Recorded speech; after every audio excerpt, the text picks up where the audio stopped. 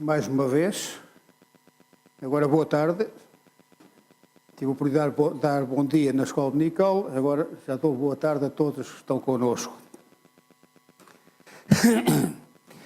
Eu acho que o Ruben e o grupo de louvor fizeram uma boa pregação através da himnologia, dos cânticos que nos cantaram e que todos nós acompanhámos, porque mais do que pregação, hoje, evidentemente que o que está em causa é aquilo que foi dito no grupo de louvor, a fé e a graça, mas eu gostaria de nós sabermos de onde vem tudo isto e como é que tudo isto aconteceu, já que estamos a comemorar neste mês, e especificamente no dia 31 de outubro, os 500 anos da Reforma.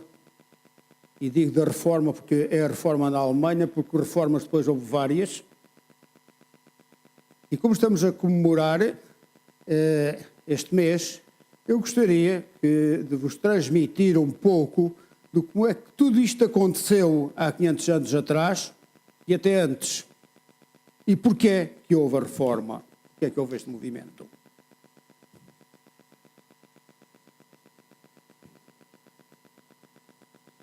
Por isso, no domingo passado, para quem cá esteve, quem assistiu ao culto, deve ter ouvido falar o nosso pastor de dois pré-reformadores,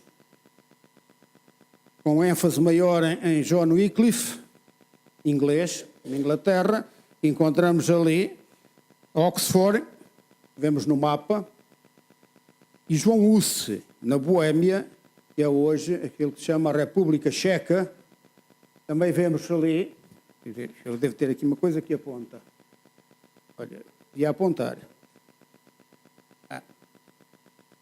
É ali, naquela zona.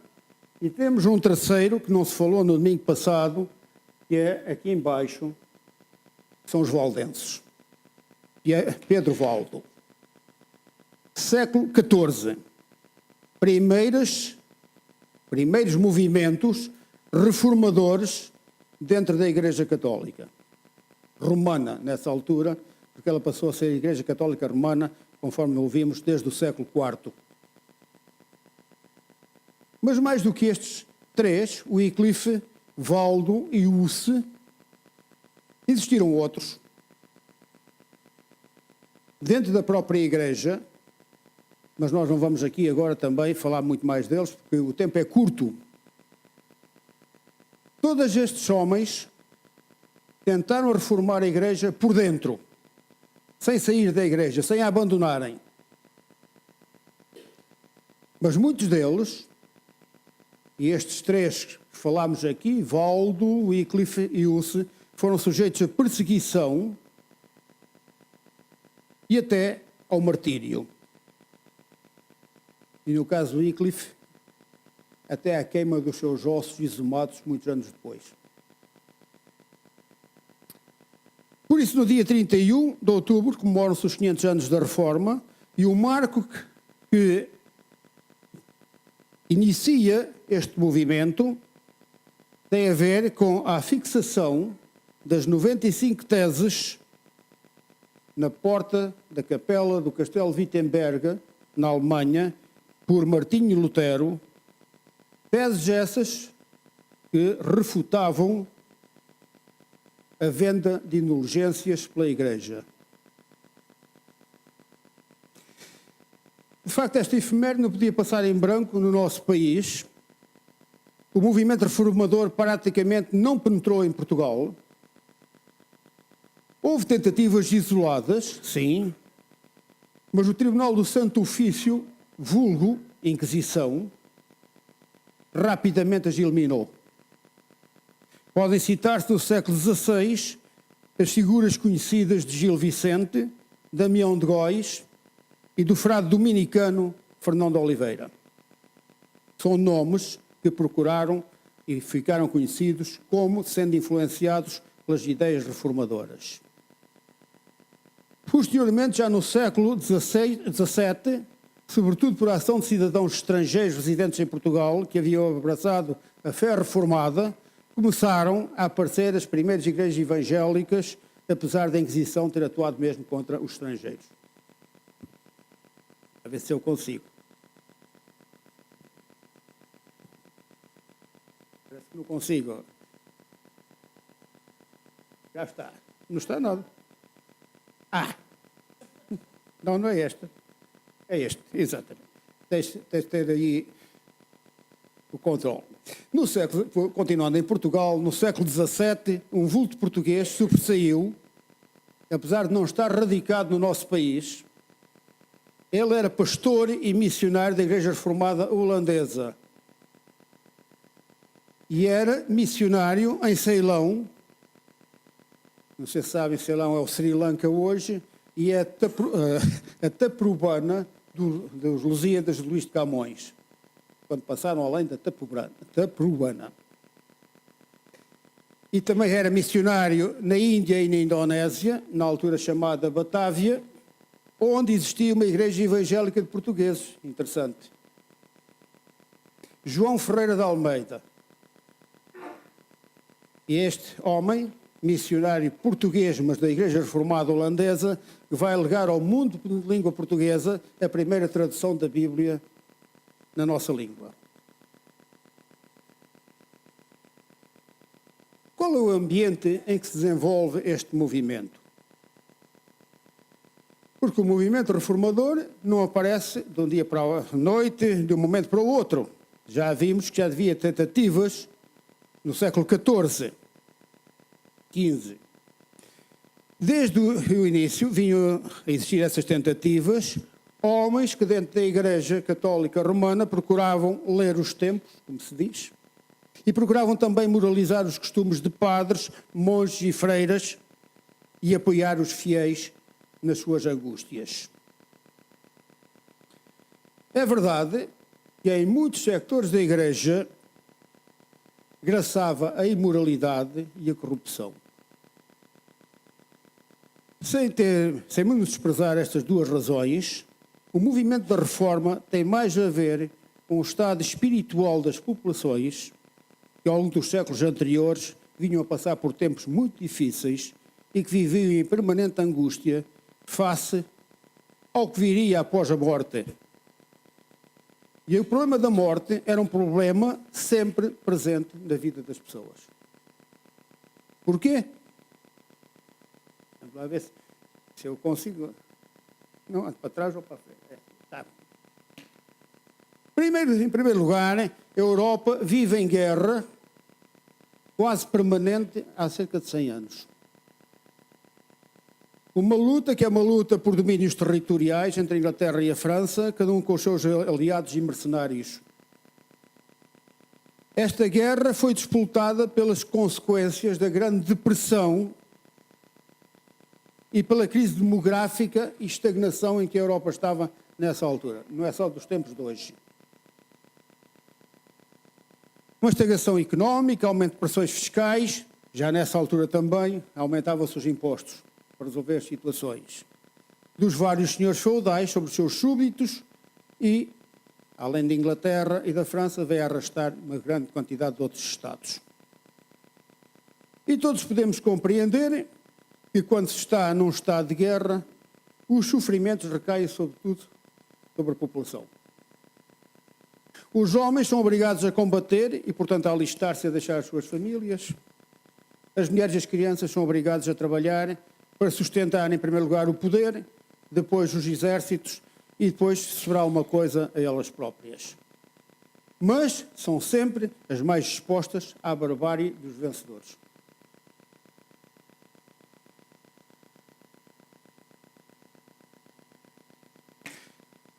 Ainda no século XIV, no segundo acontecimento, que angustia, vai trazer mais angústia, é a eclosão da peste preta da Europa, ou peste bubónica.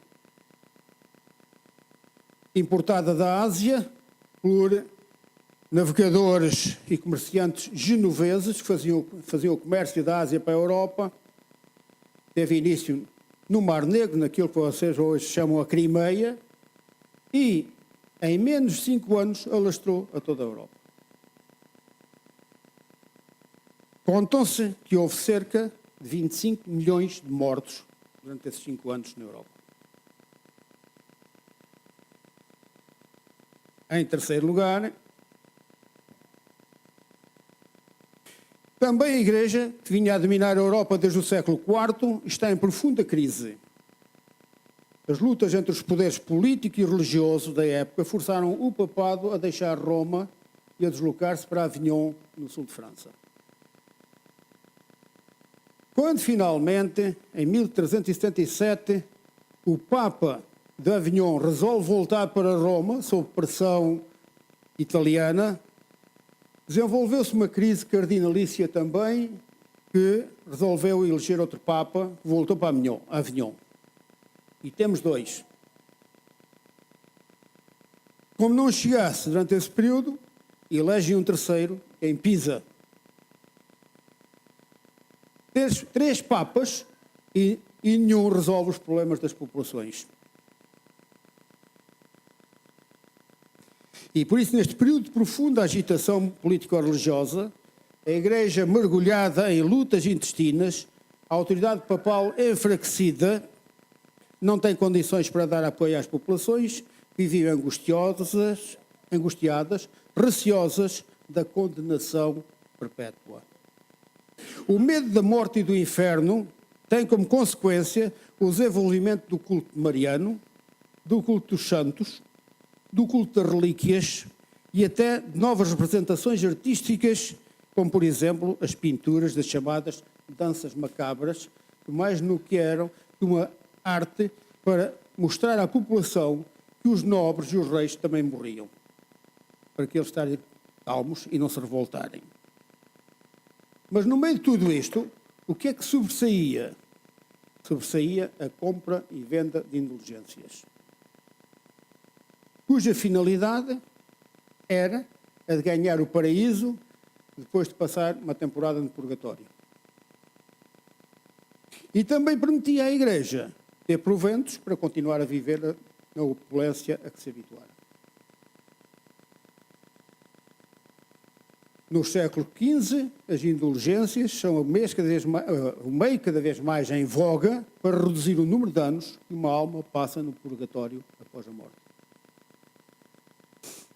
Curiosamente, diz-se que o grande protetor de Lutero, Frederico III, já tinha ganho 14 mil anos, 14 mil e tantos de purgatório, e por isso já com as relíquias todas que ia comprando e com as indulgências.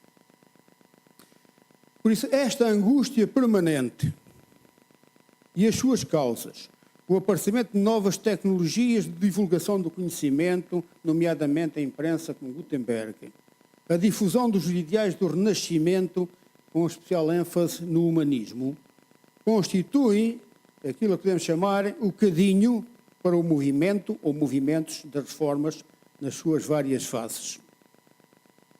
Convulsões económicas, convulsões político-religiosas e convulsões sociais, para as quais não existe resposta adequada da Igreja e seus representantes, nem das restantes autoridades, e que vão conduzir as populações a um estado de angústia em que o pavor da morte e do inferno é o centro das suas preocupações.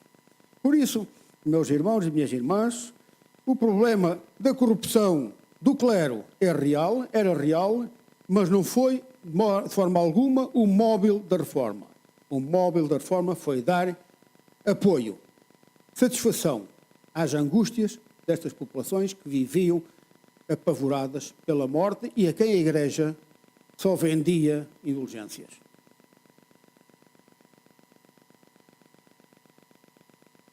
Foi demais. O renascentista e humanista Dante Alighieri retrata esta angústia em que as populações viviam na sua obra A Divina Comédia, em que fala da trilogia do inferno, do purgatório e do paraíso. E, curiosamente também, apesar da reforma não ter chegado aqui, ou pelo menos na sua forma como chegou a outros Estados, o português Gil Vicente faz alusão a este estado de coisas na chamada trilogia das barcas. Alto da barca do inferno, o alto da barca do purgatório e o alto da barca da glória. E é neste bocadinho que, então, se desenvolve a primeira fase da reforma, que é a chamada, foi na Alemanha.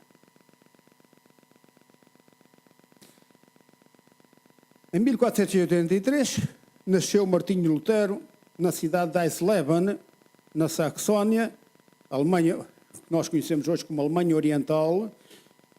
Hoje já não é Alemanha Oriental, hoje é outra vez a Alemanha. Na altura fazia parte do Sacro Império Romano-Germânico. Eisleben é uma cidadezinha, a ver se eu tenho aqui, acho que tenho aqui o mapa.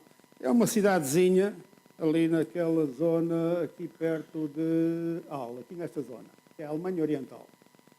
A vida de Lutero, aliás, vai se desenvolver nesta zona, por isso em Eisleben aqui, Mansfield, que é aqui ao lado, depois vem Erfurt e vai aqui a Magdeburgo e Wittenberg que está ali.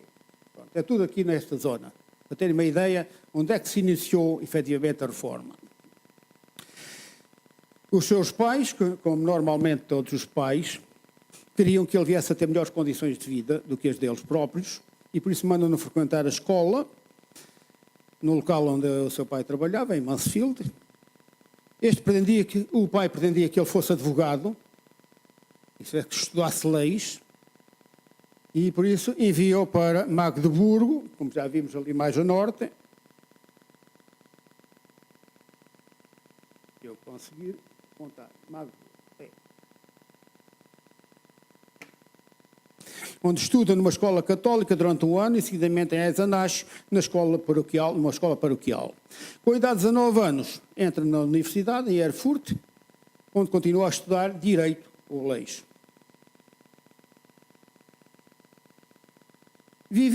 Lutero vivia uma crise espiritual muito grande, à semelhança dos seus contemporâneos. Os temores da ira de Deus. O que é que iria acontecer depois da morte? O inferno. E pensou, Lutero, que a ida para um mosteiro talvez o ajudasse a encontrar uma solução. Às suas ansiedades, às suas angústias. E por isso Lutero entra para a ordem dos agostinianos em Erfurt. Voltamos ali a Erfurt, que é aqui embaixo. É assim, isso é tudo mais ou menos a mesma zona. E foi ordenado sacerdote. Aliás, não é curioso, é a realidade. Praticamente todos os reformadores foram sacerdotes. Desde Lutero até Zwinglio. Calvino não foi sacerdote, mas trabalhou com o bispo de Meaux, em França, no chamado Cenáculo de Meaux, e praticamente todos eles foram ordenados sacerdotes na Igreja Católica Romana. E em 1508 ele foi para a Universidade de Wittenberg. A incerteza da salvação pelas obras continuava a atormentar a sua mente. A estadia no mosteiro ainda não tinha dado os frutos que ele pensava iria dar, isto é, de tirar essas angústias. E é durante este dia já dos estudos em Wittenberg que ele vai a Roma, faz uma deslocação a Roma, como delegado a uma conferência da Igreja.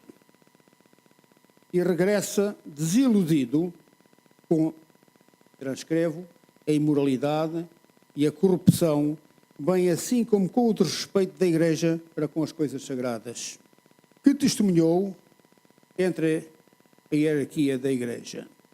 No entanto, Lutero continua a não abandonar a Igreja. E em 1512 é doutorado em Teologia e nomeado professor da mesma universidade onde tinha estudado.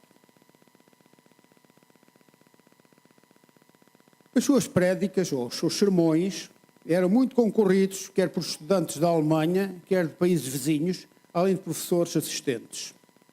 O reitor da Universidade de Wittenberg chegou a declarar, como que a antevisão, e volto a citar, este frade derrotará todos os doutores, introduzirá uma nova doutrina e reformará toda a Igreja. Pois ele se funda sobre a palavra de Cristo e ninguém no mundo pode combater nem destruir esta palavra. Citado Melchior Via Luteri, página 104. Como já dissemos atrás, uma forma de angariar fundos para a Igreja é a venda de indulgências. Leão X, que é agora o Papa, anuncia uma nova venda. Não lhe chegou a Embaixada de Portugal ao Papa Dom Manuel I para levar umas riquezas. Ainda foi preciso vender mais umas indulgências para fazer a construção da Basílica de São Pedro.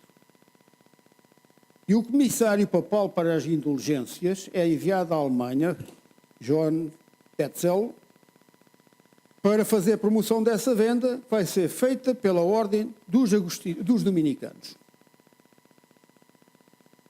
É no final de 1517 que Lutero envia ao seu bispo, Alberto de Mainz, as 95 teses, manifestando-se contra a venda dessas indulgências. E volto a citar o que ele disse: porque o Papa, cuja riqueza hoje é maior do que a riqueza dos mais ricos, constrói a Basílica de São Pedro com o dinheiro dos crentes pobres e não com o seu próprio dinheiro. Lutero não sai da Igreja, não tinha saído da Igreja, pretende apenas debater a teologia das indulgências. E no mesmo dia, em que manda ao seu bispo, ele afixa essas mesmas indulgências na porta da capela do castelo Wittenberg, que se destinava a dar conhecimento a todos os estudantes de que era um motivo que ia ser debatido dentro da própria universidade. É uma imagem da fixação das 95 teses e, curiosamente, ao lado também tem aquilo que chamam as 5 solas.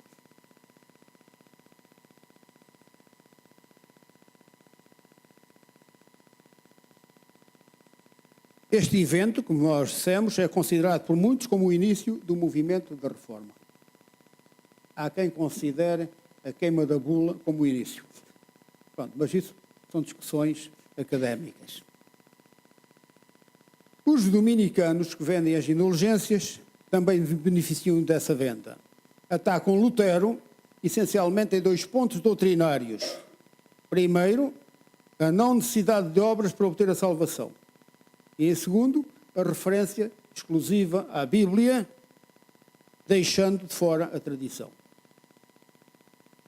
E esta referência exclusiva à Bíblia vai ser algo motivante em todos os reformadores. Só a Escritura. E no próximo domingo, certamente, se falará nisso aqui também durante a mensagem. Este é um debate que vai estender-se às várias universidades da Europa, mas Lutero é instado pela Igreja a renegar as suas 95 teses. Afirma que não se retrata a não ser que pela Escritura se prove estar errado. Esta posição de Lutero, em 1518, dá início ao processo de excomunhão pela Igreja. Em 1519, Lutero declara publicamente que o Papa não tinha o direito exclusivo de interpretar as Escrituras. No ano seguinte, o Papa emite um ultimato ameaçando a excomunhão. Em 10 de dezembro, Lutero queima publicamente a bula de excomunhão e faz a ruptura com a Igreja. É neste momento que Lutero decide, efetivamente, é o momento de romper, finalmente. Não há maneira de dialogar dentro da Igreja. Esta é uma imagem, um quadro, que mostra Lutero a queimar a bula de excomunhão. Por isso, em 1521, Lutero é oficialmente excomungado pela Igreja Católica Romana. E o problema não acaba aqui. Logo a seguir, 2 meses depois, é convocado pelo imperador Carlos V, o imperador do Sacro Império Romano-Germânico, a comparecer na Dieta de Worms perante as autoridades escolares.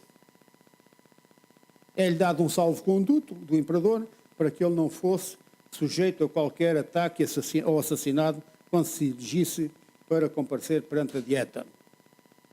A Dieta era o tribunal, no fundo. Na Dieta, Lutero continua a recusar-se a retratar-se das suas declarações, a não ser que lhe fosse mostrado pelas Escrituras que estava errado. Perante a sua oposição, foi lançado o Edito de Worms, que proibia todos os escritos de Lutero, o declarava herege condenado e proscrito em todo o Sacro Império Romano-Germânico, o que significa que quem o encontrasse podiam matar sem consequências. Esta condenação fez de Lutero o homem condenado e procurado em todo o Império. Ao mesmo tempo, o imperador Carlos V manda queimar todos os escritos de Lutero na Universidade Católica de Lovaina, na Bélgica.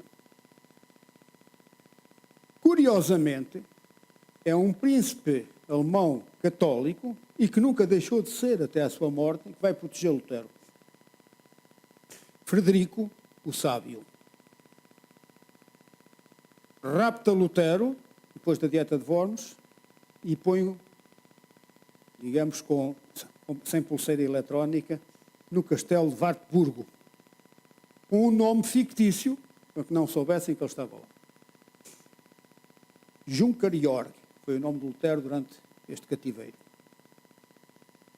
E é aqui que Lutero, durante esta reclusão, juntamente com vários colaboradores, entre os quais Melanchthon, Justus Jonas, professor de hebraico, Johannes Burgenhagen, pastor em Wittenberg, Gaspar Cruciger, professor de exegese bíblica, traduz o Novo Testamento para a língua alemã, de forma a permitir às pessoas comuns a oportunidade de ler a palavra de Deus. É uma imagem da tradução no Castelo de Wartburgo, enquanto se traduzia no Castelo de Wartburgo. Posteriormente, ainda em vida dele, será traduzida toda a Bíblia, que virá a ser revista, entre outros, por George Rohrer, secretário de Lutero em Wittenberg, e vai ser impressa em 1534 na Alemanha. Lutero ousara pôr em causa uma série de doutrinas da Igreja que contradiziam a Escritura e que escravizavam as pessoas, mantendo-as num estado de angústia face ao que seria a eternidade. Mas Lutero pretendia que a Igreja se reformasse. A Igreja prefere excomungá-lo. Curiosamente, nos dias de hoje, Lutero está a ser reabilitado pela Igreja Católica. Não tarda que passa a ser um santo.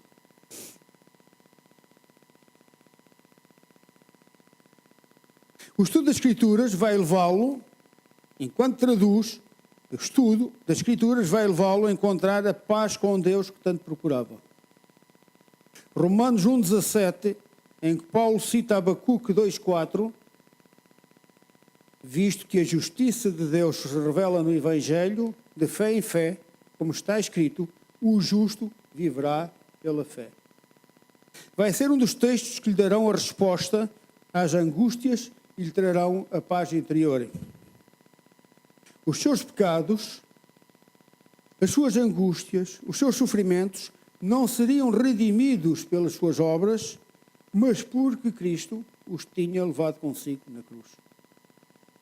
Não mais penitências, nem méritos pessoais para angariar a salvação. E esta é a grande diferença que Lutero encontra. Na teologia católica, a justificação ou salvação é alcançada pela fé e pela prática de boas obras. Baseado na Escritura, vai defender que essas boas obras são a consequência e a evidência da verdadeira justificação e regeneração que o crente recebe somente pela fé em Cristo Jesus. Também na teologia católica, a forma como se é justificado implica o sacramento do batismo, incluindo de crianças, o que significa que se pode ser justificado antes do exercício da fé. O batismo pode assim ser o ato eficaz e suficiente para trazer justificação. Estamos a falar de doutrina católica. Na teologia protestante evangélica é absolutamente necessária a fé do indivíduo e esta é por si mesmo a resposta eficaz e absolutamente e suficiente do indivíduo para efeitos de justificação, sendo o batismo único e simplesmente o testemunho dessa mesma fé. Sola fide, ou só a fé, é com frequência apelidada de princípio formal e material da teologia da Reforma, porque era a questão doutrinal central para Martinho Lutero e para os outros reformadores. E continua, Efésios 2, 8, 9, já lemos no domingo passado, porque pela graça sois salvos mediante a fé. E isto não vem de vós, é dom de Deus, não de obras, para que ninguém se gloria. É só a graça. Na teologia protestante evangélica, sola gratia é o ensinamento das Escrituras de que salvação é apenas e só uma graça divina, um favor imerecido para com o pecador. E esta graça é concedida, ou foi-nos concedida, através da dádiva do seu Filho, que morreu na cruz por cada um de nós. A graça de Deus é o único eficaz quando da parte do homem há o reconhecimento do seu estado pecaminoso e a aceitação pela fé dessa graça. Esta posição está em contradição com a teologia católica, que admite que o homem pode cooperar meritoriamente para obter maior graça para si próprio. Estes são os dois, é o momento essencial de Lutero no Castelo de Wartburgo, onde ele, efetivamente, ao estudar as Escrituras, reconhece que andava errado. E porquê é que andava errado? E é curioso até notar que ele foi mais longe. A certa altura, estava tão traumatizado pela doutrina das obras, que disse que a epístola de Tiago não servia para nada. Era a epístola de palha. Porque só falava das obras. Ele estava tão obcecado que, naquele momento, não via obras nenhumas à frente. Em 1530,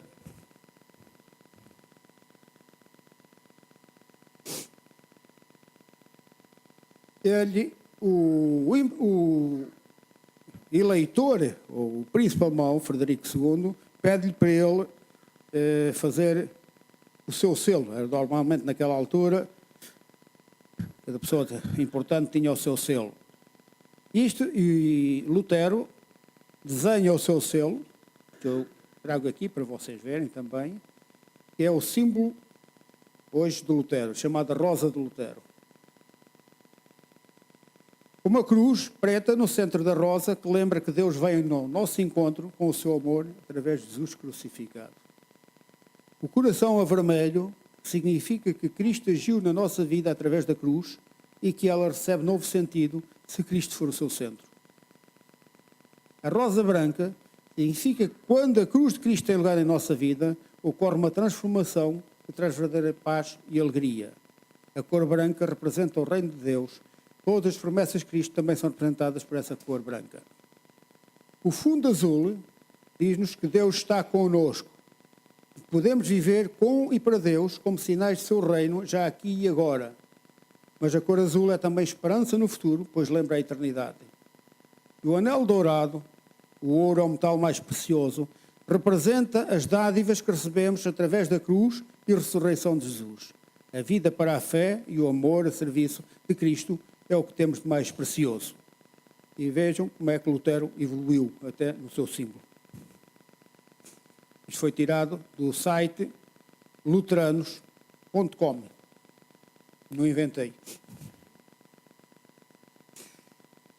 Em 1525, à semelhança de outros reformadores, e renunciando ao celibato, Lutero casou-se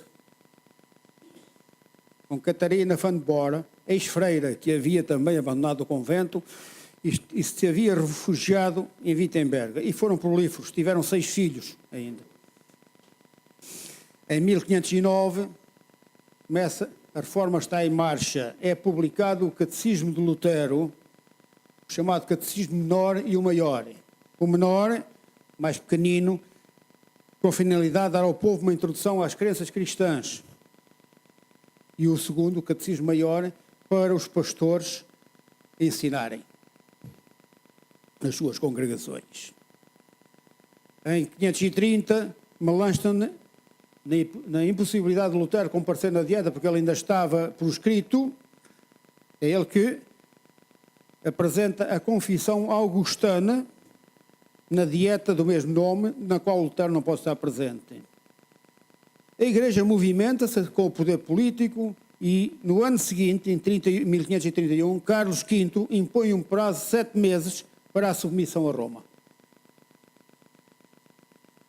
Os príncipes alemães reformados constituem nesse ano a Liga de Smalcalde para fazer frente ao imperador e aliam-se a Francisco I de França. O que estamos a ver é que a política e a religião continuavam a condicionar todos aqueles anos, há 500 anos atrás. Antes desta liga ter enfrentado o imperador, Lutero morre. Morre em 1546, na mesma cidade que o viu nascer, Eisleben, como vimos ao princípio. A luta vai continuar e, apesar do apoio de Francisco I, rival de Carlos V, os príncipes alemães são vencidos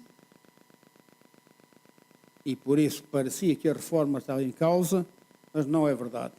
A derrota não evita que a reforma esteja em marcha, agora não só na Alemanha, já tinha extravasado a Alemanha.